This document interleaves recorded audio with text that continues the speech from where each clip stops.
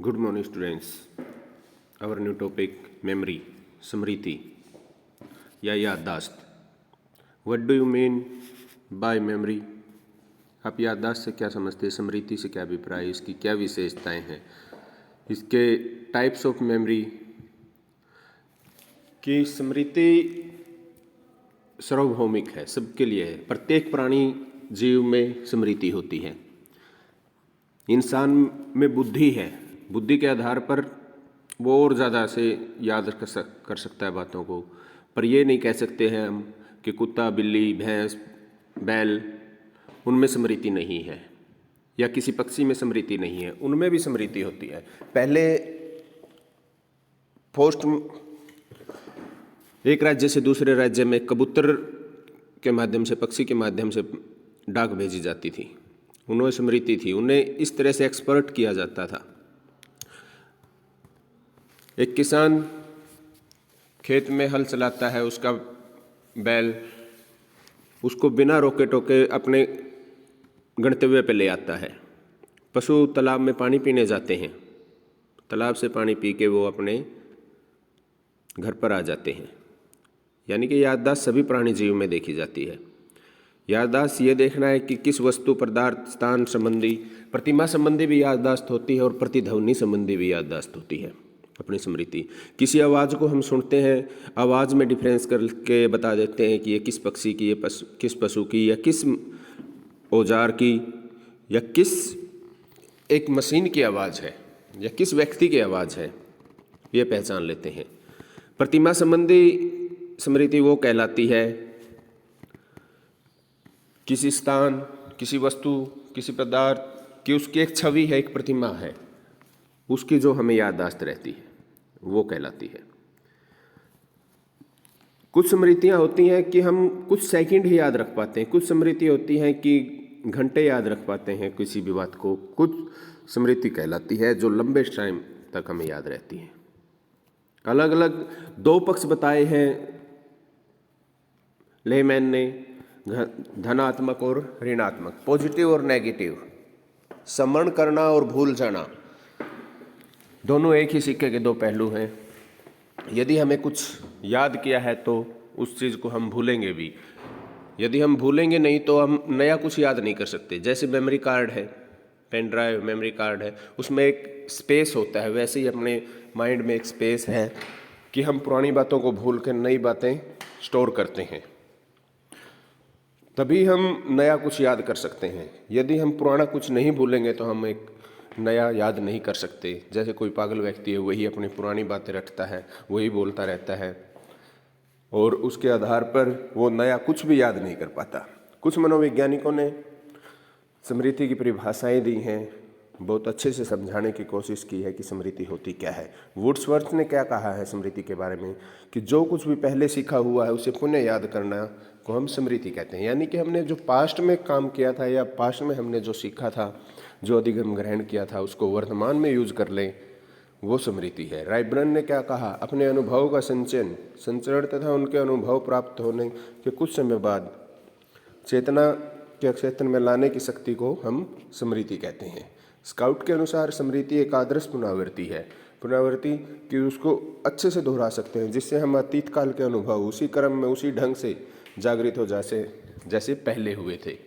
कि अतीत में हम जब वो काम सीख रहे थे तब हमें जो याद हुआ था उसको हम अब वर्तमान में भी उपयोग में लेके आना, वो स्मृति कहलाता है. स्पीरमैन ने बहुत अच्छी परिभाषा दी है, बहुत अच्छे से बताया है कि स्मृति क्या होती है. स्पीरमैन के अनुसार किसी की हुई बात या घटना को पुनः स्मरण करना स्मृति का संकेत है. कि जो हमें आता है उसको दोबारा से याद करना स्मृति है. इस आधार पर यही कहा गया है कि स्मृति, कुछ भी हम याद करते हैं, पास्ट की चीज़ वर्तमान में यूज करते हैं, पास्ट में सीखा गया काम उसको हम प्रेजेंट में यूज करते हैं, तो स्मृति ही है, अच्छी स्मृति है. डंबल ने क्या कहा है स्मृति के बारे में. डंबल मोहिद्दे ने बताया है कि स्मृति की सहायता से ही हमारे पिछले अनुभव के कुछ अंश हमारे मस्तिष्क पटल पर विचार और आकृति के रूप में प्रतिबिंबित होते हैं. स्मृति की अवस्थाएं बताई गई हैं। फेस ऑफ मेमोरी 4 अवस्थाएं हैं: अधिगम, धारण करना, प्रत्यसंवरण करना और पहचान करना। अधिगम, लर्निंग। लर्निंग क्या है कि स्मृति केवल अधिगम या अनुभव की ओर अंकित जो आधारित होता है। स्मृति पहली अवस्था में कुछ भी हम सीखते हैं, कैसे तरीके से सीखते हैं, उसी का हम उपयोग कर पाएंगे। पुण्य से वर्तमान में चेतना लेके आएंगे, जागृति लेके आएंगे कि काम को जैसे तरीके से सीखा जाएगा वैसे ही हम आगे उसका उपयोग कर पाएंगे। धारण करना, धारण करना यानी कि उसको ग्रहण कर रहे हैं, हम स्टोर कर रहे हैं, संचयन कर रहे हैं। संचयन करने की अवस्था भी कह सकते हैं या स्टोर करने की अवस्था भी इसको बोला जा सकता है कि किसी चीज़ को जितने ज़्यादा ध्यान लगा के काम को हम करेंगे उतना ही धारण शक्ति भी अपनी ज़्यादा होगी। किस पे डिपेंड करता है वो? 4 हैं, जैसे मस्तिष्क स्वस्थ है, रुचि और चिंतन। अपना मस्तिष्क स्वस्थ है, हम स्वस्थ हैं, हमें किसी प्रकार की कोई थकान नहीं है, हम हेल्दी हैं, तो अच्छे से ध्यान लगाएंगे, अच्छे से धारण करेंगे। किसी काम में अपना इंटरेस्ट होगा कि इंटरेस्ट से काम कर रहे हैं तो वो काम अच्छे से धारण किया जाएगा। और चिंतन, चिंतन यानी कि थिंकिंग, सोच विचार के काम किया गया, सूझबूझ से काम किया गया, लंबे टाइम तक हम याद रख पाते हैं। नेक्स्ट है प्रत्यसंवरण करना। प्रत्यसंवरण यानी कि रिकॉल करना। इसको रिकॉल की अवस्था भी बोला गया है कि पुण्य प्राप्ति करना, कि जो कुछ भी सीखे हुए अनुभव को चेतना में लेके आना प्रत्यसंवरण कहलाता है। कि पास्ट में जो कुछ भी सीखा था उसे हम प्रेजेंट में यूज करके लेके आए, वो है कि व्यक्ति की स्मृति अच्छा अथवा बुरे होने का उसके भूतकालीन अनुभव को प्रत्यसंवरण करने पर निर्भर करता है। नेक्स्ट है पहचान। पहचान यानी कि रिकॉग्नाइजेशन, कि किस प्रकार किस चीज़ को हम कैसे पहचानते हैं। प्राय कहते हुए सुना होगा कि यहाँ तो मैं 10 साल पहले आया था और यहाँ पर बिल्डिंग नहीं थी, ये ऊंची ऊंची इमारतें अभी 5 साल में ही बन गई, पहले ये खाली था। कि उस जगह को पहचान लेते हैं। कोई 10 साल 15 साल 20 साल बाद कोई मिलता है तो उसको पहचान लेते हैं कि वो किससे, वो अपनी याददाश्त से पहचानते हैं, अपनी स्मृति से पहचानते हैं हम। इसके बाद है स्मृति के वर्गीकरण, तो स्मृति के प्रकार। स्मृति के प्रकार मुख्य रूप से स्मृति के 3 प्रकार होते हैं: संवेदीय स्मृति, लघुकालीन स्मृति और दीर्घकालीन स्मृति। पर कुछ स्मृतियां जो विभिन्न प्रकार हैं, जैसे स्थायी स्मृति, परमानेंट मेमोरी, कि जो स्थायी स्मृति में सीखी हुई बात को हम अधिक समय तक प्रत्यसंवरण कर सकते हैं, रिकॉल कर सकते हैं, लंबे टाइम तक जो हमें याद रहती है उसे कहते हैं हम स्थायी स्मृति। इसके बाद है तत्कालीन स्मृति या इमीडिएट मेमोरी, चलन स्मृति भी इसको बोलते हैं, वर्किंग स्मृति, जो अभी याद किया, अभी मैंने पढ़ा है और अभी मैंने सुना दिया, अभी काम चल रहा है और अभी काम चलते चलते जो कुछ भी मुझे याद है वो कहलाता है चलन, वर्किंग या इमीडिएट मेमोरी, तत्कालीन स्मृति। बच्चे को अभी ये बोला गया कि 5 मिनट में अभी सुनाना है, आप एक बार दोहरा लीजिए, अभी उसने पढ़ा और अभी पढ़ते उसने सुना दिया। बाल्यावस्था में कुछ तेज और किशोरावस्था में अपनी अधिकतम सीमा को प्राप्त कर लेती है इमीडिएट मेमोरी।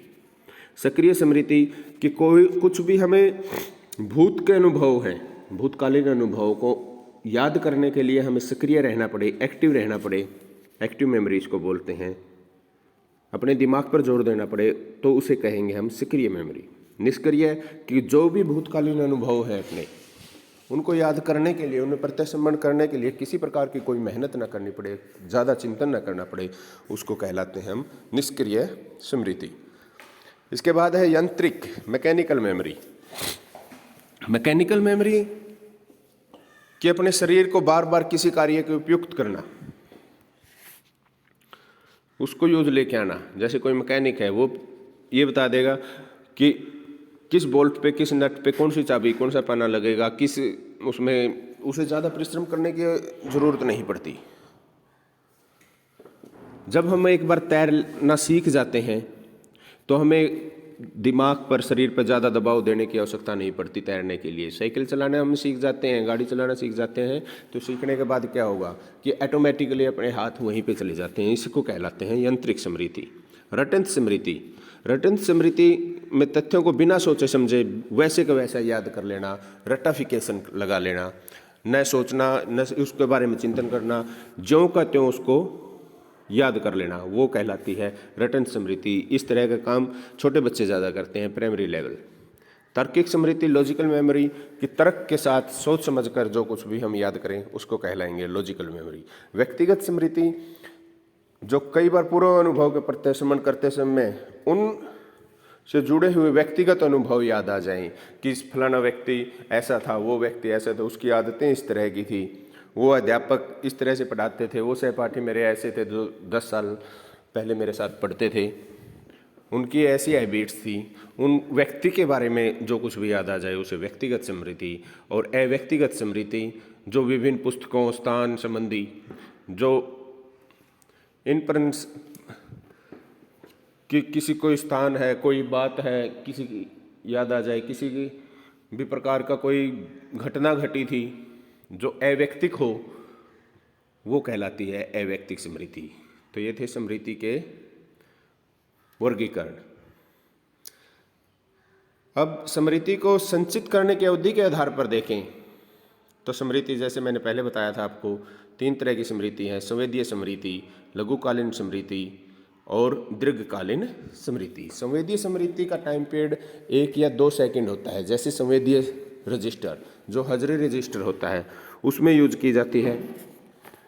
जैसे अध्यापक हजरी लेता है, अटेंडेंस लेता है, रोल नंबर 1 2 3 4 5 6 इस तरह से काउंट करता है और आगे से प्रेजेंट्स या अपना होने का एक संकेत देता है स्टूडेंट। तो जैसे जैसे जो रोल नंबर चले जाते हैं पीछे, जैसे 1 2 3 4 5 ये चले गए, तो उनको भूल जाता है, जिस पे वो बोल रहा है उसी को वो याद रखता है। यानी कि 1-2 सेकंड के लिए जो स्मृति होती है उसे हम संवेदीय स्मृति कहते हैं। सेकंड है लघुकालीन स्मृति। लघुकालीन स्मृति का समय अवधि 29-30 सेकंड की होती है। 29 से 30 सेकंड की होती है कि कोई बच्चा आया नहीं है पिछले 2-3 दिन से, उसका रोल नंबर जब काउंट होता है तब उस पर ध्यान एकदम से जाता है अध्यापक का कि ये पहले नहीं आ रहा है, आज 4 दिन बाद 3 दिन बाद आया है, वो कहलाती है लघुकालीन स्मृति। अब जो लघुकालीन स्मृति जो ज़्यादा रूप से प्रभावित कर देती है किसी भी व्यक्ति प्राणी को, वो दीर्घकालीन स्मृति में चली जाती है। दीर्घकालीन स्मृति यानी कि long term memory. Long term memory में हमेशा 2 तरह की बातें ही लंबे समय तक याद रखी जाती हैं, या तो कोई ज़्यादा खुशी देने वाली हो या ज़्यादा कोई दुख देने वाली। जैसे सभी को ज़्यादातर याद होता है कि उसका बर्थडे कब है, उसको याद होता है क्योंकि वो खुशी, या मैरिज एनिवर्सरी कब है कि खुशी वाले पल, या ज़्यादा दुखदायी पल कि परिवार में ऐसी कोई घटना घट गई है, किसी के साथ किसी की मृत्यु हो गई है, वो याद रखेगा। तो ज़्यादा खुशी देने वाली या ज़्यादा दुख देने वाली घटनाएं हमें लंबे समय तक याद रहती हैं। तो इसके बाद ये देखें कि स्मृति के टाइप्स हैं: संवेदीय स्मृति, लघुकालीन स्मृति, दीर्घकालीन स्मृति। संवेदीय स्मृति प्रतिमा संबंधी भी हो सकती है और प्रतिध्वनि संबंधी भी हो सकती है।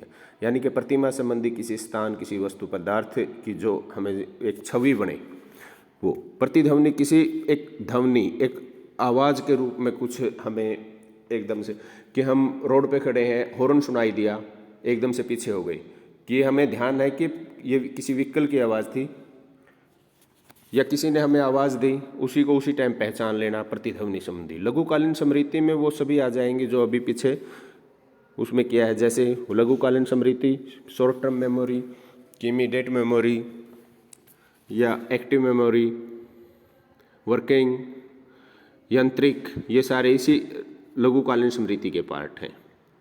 दीर्घकालीन स्मृति के मुख्य रूप से घोषणात्मक स्मृति या प्रक्रियात्मक 2 प्रकार की होती है। उसमें है घोषणात्मक स्मृति, प्रासंगिक स्मृति और अर्थगत स्मृति। किसी चीज़ का अर्थ निकलता है उसको हम अर्थगत स्मृति कहते हैं। दीर्घकालीन स्मृति, जेम्स विलियम्स ने इसको एक गौण स्मृति का नाम दिया गया है। जेम्स विलियम ने इसे गौण स्मृति का नाम दिया गया है। आपको टॉपिक कैसा लगा, अच्छा लगा तो लाइक कीजिए। कोई डाउट है तो कमेंट के माध्यम से आप पूछ सकते हैं। धन्यवाद।